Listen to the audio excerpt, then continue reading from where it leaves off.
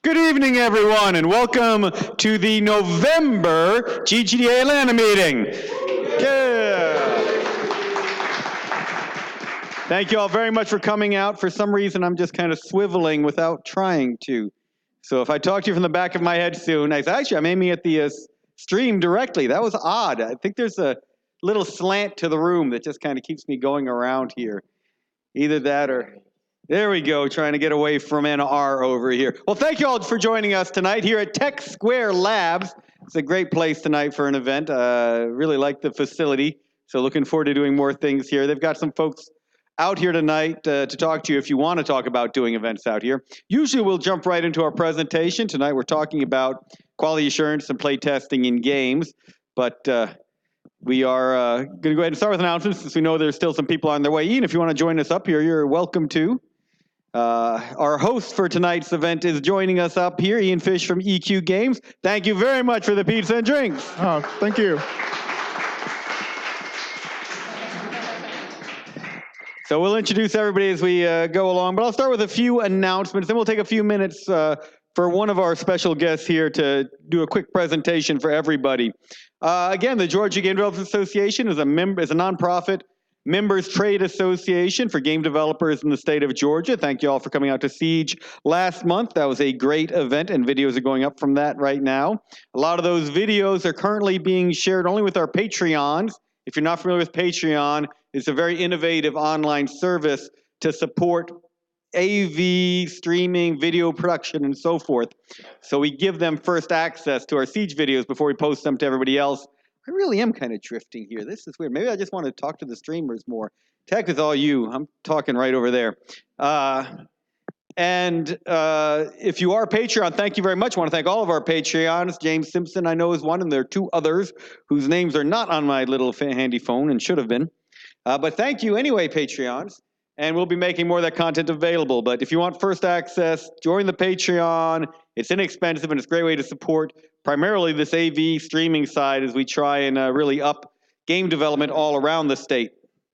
We have merch for the GGDA if you want GGDA or Siege or Georgia Esports League accoutrements, coffee mugs, as Brian likes to say, give you a bonus to intelligence and wisdom, or the GGDA shirt that gives you extra hit points. You can get them at cafepress.com/GGDA. We have a YouTube channel. Today we posted one with actually Stephanie Chergi on it with a great lineup of speakers, she being the best of the bunch, but Jesse James Allen and another coworker from Falcons Creative, and Robin Cowie, who was the producer of the Blair Witch Project, talking about the skills you need, how to gather the skills you really need. And it's great stuff, great presentation. Check that out on our Georgia Game Devs YouTube channel. There are two events coming up tomorrow, so if you're not sick of games by the end of tonight, we can make it happen tomorrow. The Technology Association of Georgia is doing their Digital Media Entertainment Summit up at the Braves Stadium. I know it should be at an esports facility, but we're kind of lacking on those here in town. But they'll be doing a big presentation on all aspects of digital media. You can find information about that at the Technology Association of Georgia's website. And then tomorrow night, we're doing our Georgia Esports League award ceremony for UGA, which won a couple of games at Siege. They won the Paladins and Brawlhalla Championships, so they're getting $7,000 in scholarships. So if you're in Athens or know anyone in Athens, there's an invite up on our Facebook group. So have folks come check that out and come out and join us. And last but not least, our holiday party will be December 12th. That's combined with the IGDA. Thank you, Ron. And the Meetup group. Where's Joe? Thank you, Joe. And the Advancement of Women Games group. And I don't see any official representatives from that group here tonight, but pardon? Santa Claus will be there. Excellent, excellent, excellent. How much XP is Santa worth? Never mind. Ignore that stream. I'm getting coal. So, before we get into our presentation, I would like to introduce Beth Agee from the Children Miracle Network and Extra Life. Is that correct? If you wouldn't mind joining us up here at the front and taking one of these microphones. Who here has ever heard of Extra Life? Oh, yeah. That's a lot of Extra Life fans. So, Beth, if you can tell us a little more. And the stream's there, so let them know, too. Sure. So I think I'm going to stand, because if I sit, I'm too short. Y'all aren't going to be able to see me. So, okay, raise your hand. You took my question, my opening question. How many of you have participated or have heard of Extra Life Gaming benefiting Children's Miracle Network hospitals before? Yay. Awesome. How many of you have participated supporting Children's Healthcare Atlanta, which is your local CMN hospital? Awesome, awesome. Well, first of all, thank you. If you have participated, thank you. In Atlanta, we've been around since 2011, and we have grown now, raising up close to $70,000 to $80,000 for children's healthcare each year. Nationwide, Extra Life has really taken off in the last 2 years, has had $3 or $4 million growth year over year. So we're at currently for this year over $9 million for local CMN hospitals, and that's exactly huge round of applause. Thanks, Joe. So people ask me, they're like, so what is this Extra Life thing? And I always go back to a story of just imagine if you have kids, if you know people that have kids, if you have grandkids, if you have nieces, nephew, imagine getting that call maybe in the middle of the night from wife, spouse, whomever, family member saying, little Lily has been rushed to the emergency department and they don't know what's going on. She's 105 fever. Nothing seems to be keeping it down. What's going on? So imagine entering that emergency department, and let's say that little Lily, her parents are actually not fluent in English. So you're entering trying to explain to a child, to the doctors, that you don't know English. So that's where some of our services come in, like family support services that include translators and actually interpreting services for these families. Family support services were 2 areas that funds for the past 2 years through Extra Life have funded. So it's those critical needs that are not going to come through insurance per se. So it's things like that that make all the difference. Imagine how scary it is, again, going to the emergency department with your little one to begin with. Imagine having no English on top of that. So it's those type of services. It's the child life specialist. It's the chaplaincy. It's the research as well that goes into all of that. So all that being said, Extra Life supports those critical services like that right here in Atlanta. So to be a part, we do have a national game day that takes place every year. Many of you may have seen this on Twitch. Hopefully some of you tuned in. Yeah, I got one over there.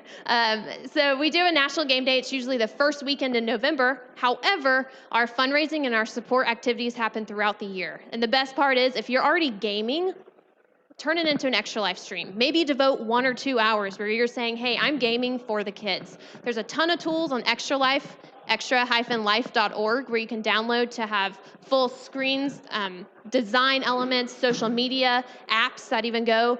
The whole basis is share it with your friends and family, get them to pledge donations for your gaming. And again, if you're already doing it, why not commit 1, 2, 3 hours, maybe once every weekend, streaming for Extra Life, streaming or just gaming for Extra Life in general. Also, we've had many groups throughout Atlanta that come together and host marathon events. Some of you may have even been a part of that, where they go to somebody's house or to a local venue and actually commit to gaming for 24 hours or maybe 12 hours. Again, all of that is to support the gaming community and to support these kids back at Children's Healthcare of Atlanta. So if you have any questions, please feel free to reach out. I know Andrew has my contact. We're very fortunate. We're growing quickly in Atlanta. We've got partners like Hi-Res and Control Freak and Haste, and the list can go on and on. So if you have participated and your company has participated and I'm not aware of that, also, please let me know. I am not given a list of all the participants, so I don't always know. So please let me know, because I want to make sure everybody is recognized and that they know the impact that they're making through their funds. So thank you again for having me. I'm excited to hear more from Ian. He's already kind of roped me in with a test back there. So we can ensure that our money goes to CHOA, not like Birmingham, right?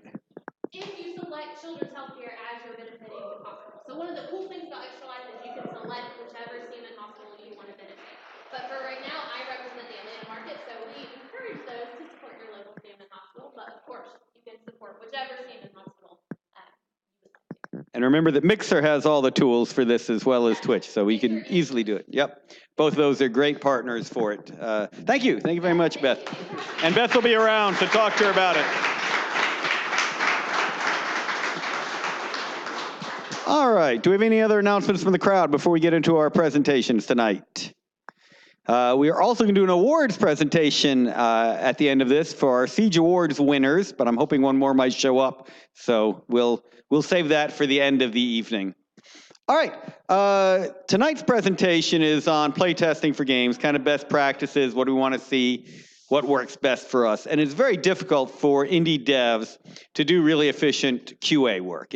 Let's just be honest. No one's got a ton of bandwidth to do that. You're putting QA on top of already being a programmer, designer, artist, audio engineer, marketing lead, social media lead, and everything else that every indie dev has to do. So QA starts to become kind of an afterthought, and it can't be. You will hang yourself if you do that as an afterthought. It has to be something you focus on early on. So we're going to be playtesting a bunch of very good games here tonight, and we'll be showing some to the stream as well this evening. But we brought together some of the folks who are demoing games here tonight, and getting their games playtested, to talk a little bit about what they think is involved in playtesting, what they want to see tonight, how they would like to see bugs reported, and just general practices in QA. And I'm really happy with the panel we have here, because it's an across-the-board lineup of folks from indie dev, from a variety of different types of studios and levels of experience. So let's go ahead and start with Stephanie, if you would introduce yourself. Hi, my name is Stephanie Chergi, and I am the producer at GamesThatWork. And we brought a VR game tonight to have people playtest. It's a very early playtest, so I hope people come and give us some good feedback on that. And one thing you all notice is that we're not having you sign NDAs, even though every game here is pre-release. So we hope you will take that into account. We're not trying to get you to sign your life away, your extra lives away, but give honest feedback. Obviously, these are all in early phase, so you will have bugs. That's the whole point of tonight. So if you tweet about that, the bugs are expected. So say that they were fun, nice, happy, pretty bugs. I'm Andrew Greenberg. I'm executive director of the Georgia Game Developers Association. I've been in game development since 1990. Tonight I am demoing Fading Sun's Noble Armada, which will be over here on the PCs. And we've had this game in development for a couple days, weeks, something like that. And it's part of our Fading Suns line, which we've been doing since 95 with the Fading Suns role-playing game, the Emperor of the Fading Sun strategy game, the Passion Play live action game, and a bunch of other titles as well. Next on my right is... I'm Nar Ninrak. A lot of people have probably seen me at all the stuff I've been doing lately. I've been really trying to be involved on the streaming side as well as developer side and trying to bridge that gap between them, ease that communication, because a lot of indie developers are just trying to get the game into streamers' hands lately, and streamers are looking for games that they can showcase before everyone else, because that gives them that edge of, here's something that only I can show you right now. So I've been working on bridging that gap and communicating between the groups and trying to pull them together. So quite a lot of people have been seeing me bouncing around between. I'm also the owner of NAR Unlimited. I'm currently working on Elemensional Rift. I've also done Managed Shuffle, Crystalline Cauldron, to name a couple others. And I would say I'm getting close to about the halfway point where most of the core programming is done and it's more cranking out content and features. I'm Ian Fish from EQ Games. Our company made Road Redemption, which debuted on Steam last month after a couple years in early access. We also worked for Sega and Aspire Media and Gameloft. And if anyone wants a free copy of Road Redemption, just email Ian at eq-games.com, Ian at eq-games, and we'll send you a copy of that or any other game on our website. So today we have a game, Super Seducer, out there, which is a live action game. It is a partnership with a self-proclaimed pickup artist named Richard La Ruina, and the premise of the game is how to talk to girls.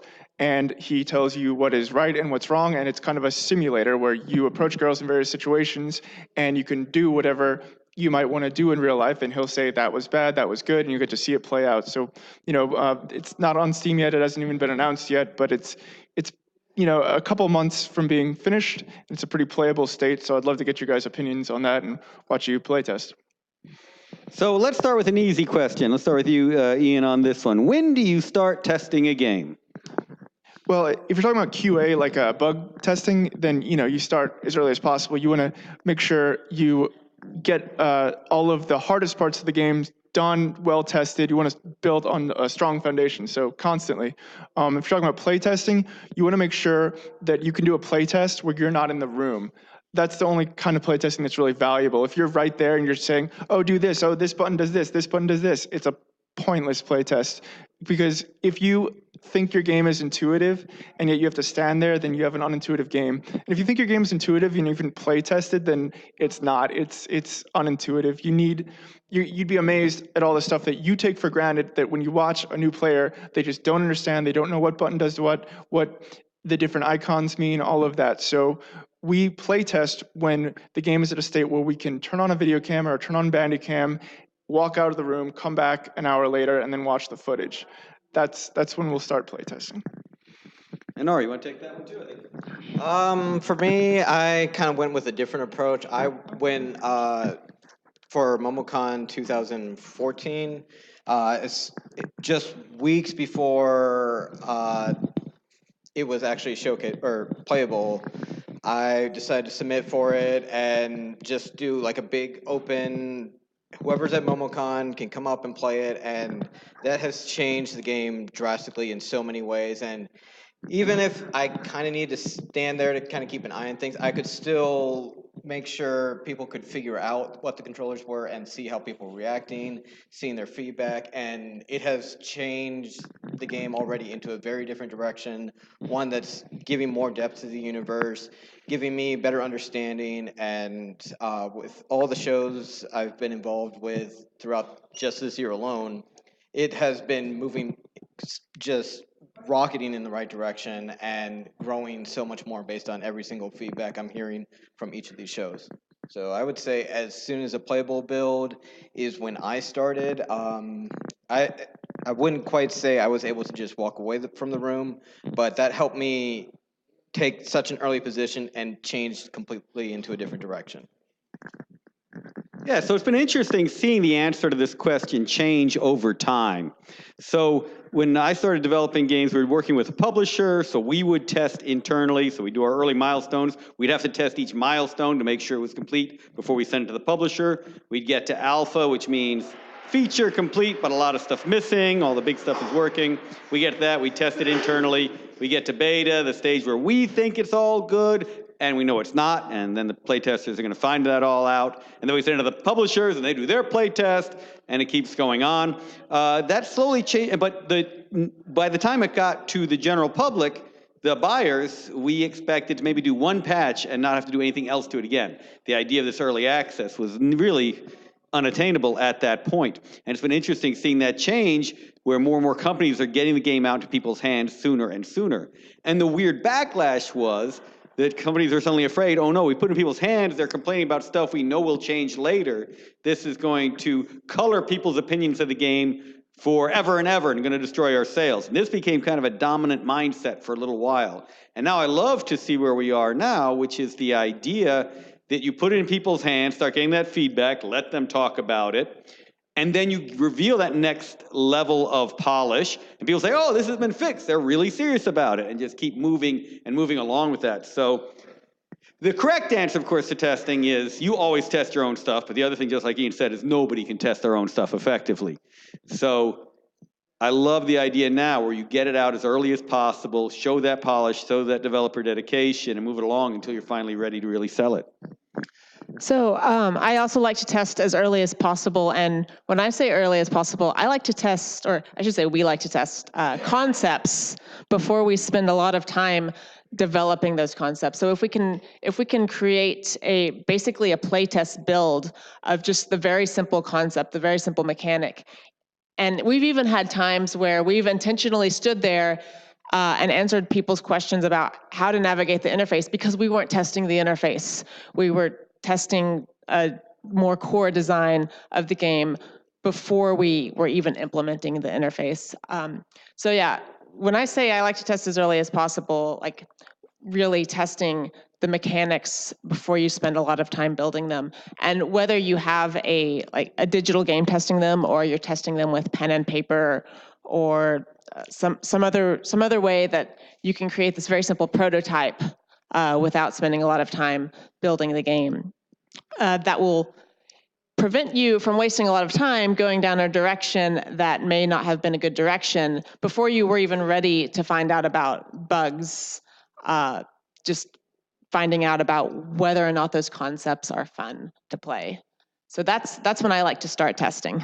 I love that idea. Dove, tweet that out. Games that work. We test games before they exist.